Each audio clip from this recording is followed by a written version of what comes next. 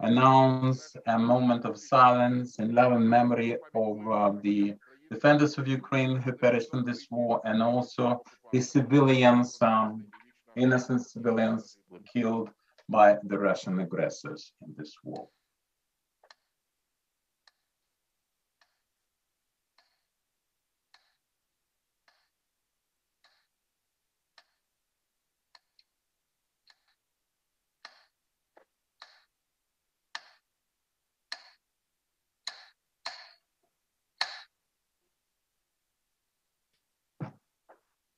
Дякую, прошу сідати. Thank you very much. Please be seated.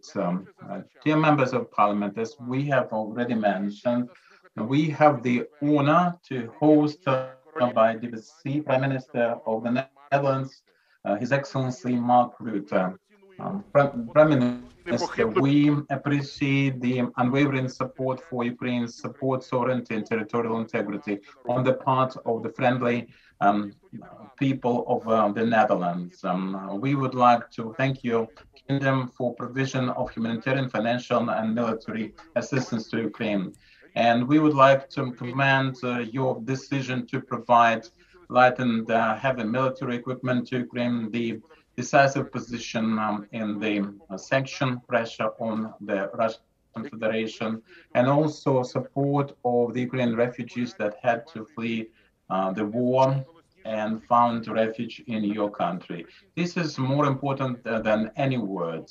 And I would like to say in closing that our full membership in the EU is our strategic course and decision of the Ukrainian people. So we hope for support of your government and your country in providing the admission for Ukraine to join the EU.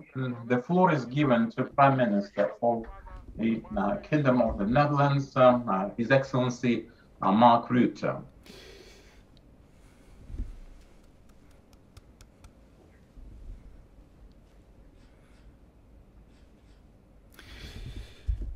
Mr. Speaker, members of the Rada, people of Ukraine. Thank you, Mr. Speaker, for your kind introduction. And thank you all for the opportunity to address you today. It's a great honor. From here in the Netherlands, I want to convey one simple message: that my country stands with you, that the other members of the European family stand with you, and that we will remain with you every inch of the way until peace, freedom, and democracy in Ukraine are restored and justice is done. There can be no other outcome. Let me be crystal clear. The people of Ukraine can count on the unwavering support of the Netherlands.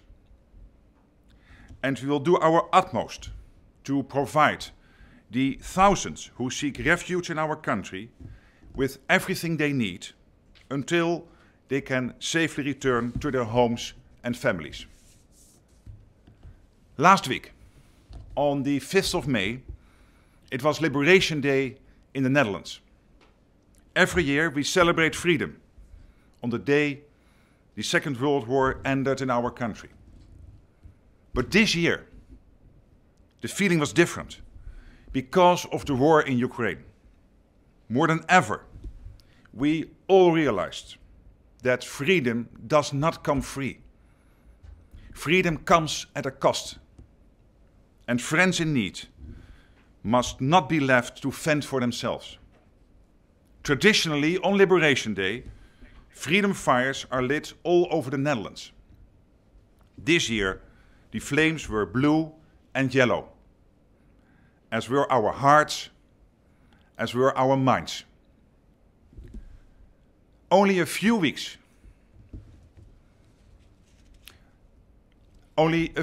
before the brutal Russian attacks began, I walked the streets of your beautiful and proud capital. Kyiv is a city with a long and rich history.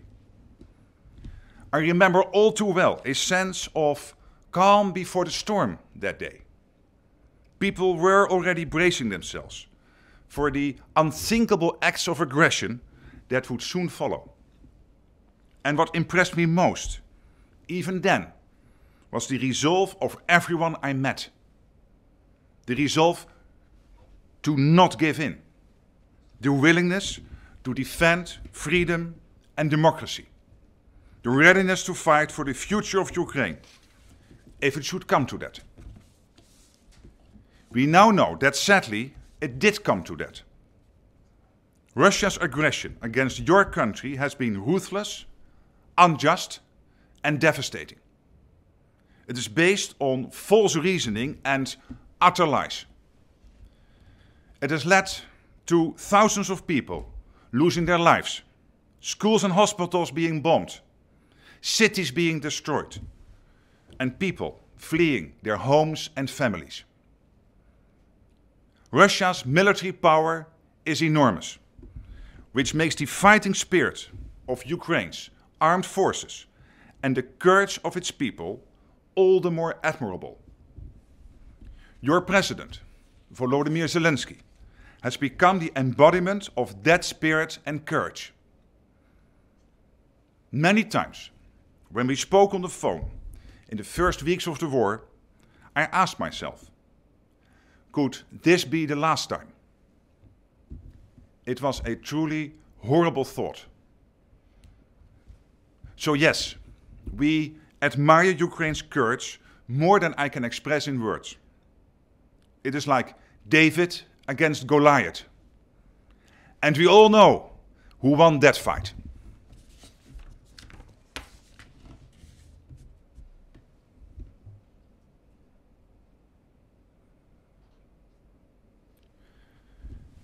President Putin may have assumed that he could isolate Ukraine and divide the democratic forces in the West with a quick military victory. But he was wrong. In fact, that was a serious miscalculation, because the opposite has happened. The forces of democracy in the West are more united than ever, and with good reason. Because this war is about the future of democracy and the international rule of law. It's about a sovereign people's right to choose its own path. It's about freedom, yours and ours. And so, this war is about our common future. And that's why the collective sanctions imposed on Russia and its leadership are unparalleled in history.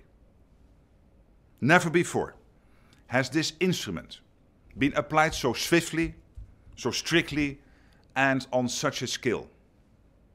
And I believe we should take the next big step as quickly as possible and stop buying Russian oil.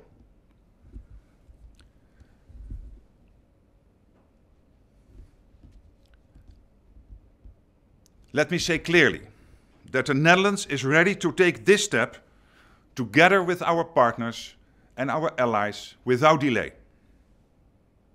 Let me also say that these sanctions must stay in place until Russia's aggression has ended and Ukraine's sovereignty has been restored. We will stay with you every inch of the way. And of course, the same goes for our shipments of military equipment. The Netherlands is one of many countries that is supporting Ukraine in this way. It started with anti-tank and anti-aircraft equipment in the first brutal phase of the war. Now, in the new phase of the Battle of the Donbass, we are sending the most modern self-propelled artillery, the armored Howitzer 2000, in close cooperation with Germany. And together with our friends and allies, we will step up once more if further military goods are needed in a new phase of the war. Again, we will stay with you every inch of the way. And to me,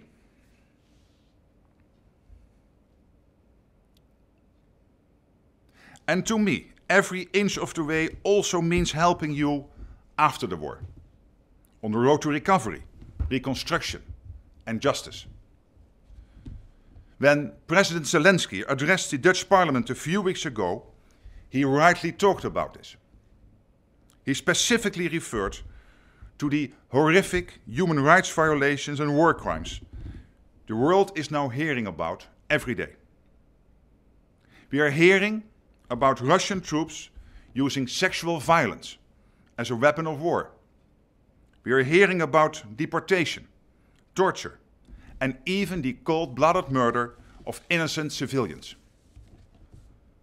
For justice to be done, it is absolutely imperative that the fact-finding process starts now. The truth must be uncovered as soon as possible. And we in the Netherlands, with The Hague as the legal capital of the world, feel a special responsibility in this regard. That is why the Netherlands is sending a large team of forensic experts to Ukraine, in close cooperation with the International Criminal Court, so that, in due course, justice can be done. The Netherlands knows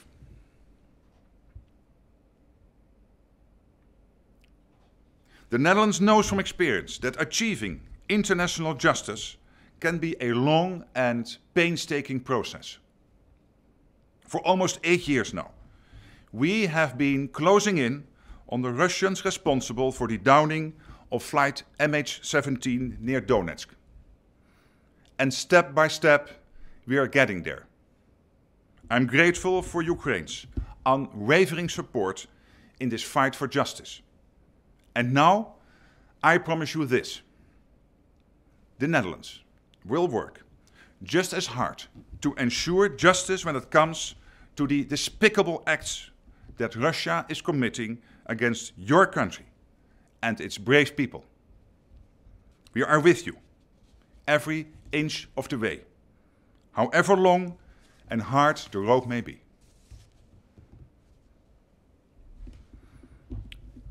Let me conclude by saying this. Before this war started, Ukraine was already a valued member of the European family. And of course, since 2017, it has had a formal association agreement with the European Union. To me, it's clear that this family bond is growing closer every day.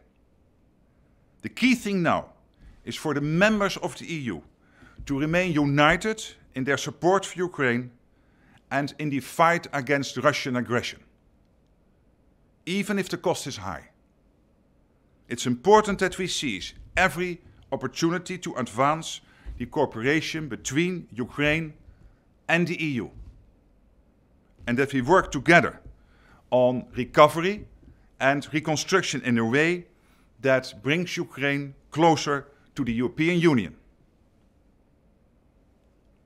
But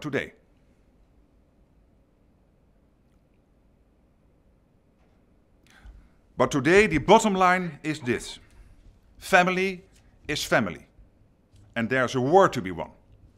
And win you shall. To cite the Ukrainian national anthem.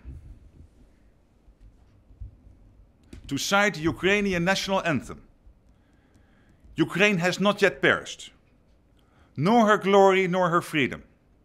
Upon us, fellow Ukrainians, fate will smile once more. Our enemies shall vanish, like the dew in the sun.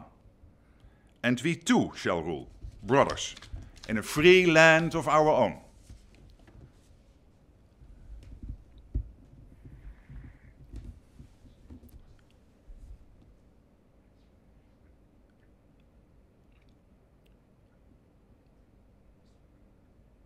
My friends, I believe that with all my heart, that democracy will prevail, that freedom will prevail, that Ukraine will prevail.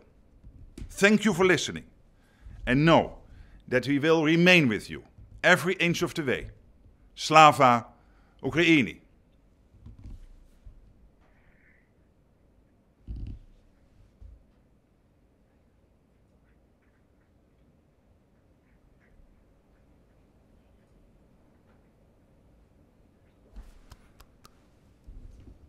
Шановні колеги, давайте ще раз Esteemed подякуємо. colleagues, we would like to thank His Excellency Mark Rutte for participation in the plenary session of the Parliament of Ukraine and for his unwavering and powerful support of Ukraine. Your Excellency, we hope to meet you in person as soon as possible in our common European house. Thank you. Glory be to Ukraine. Glory be to the Netherlands.